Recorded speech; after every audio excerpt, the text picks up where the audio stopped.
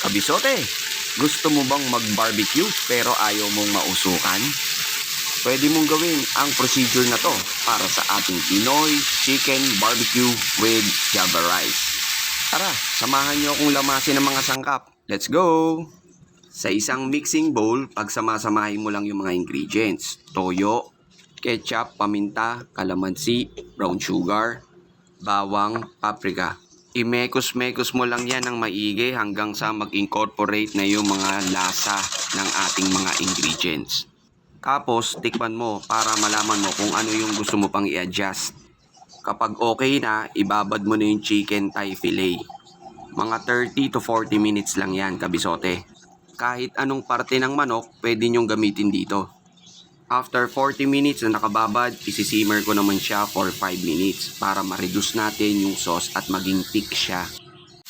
Next step, sa isang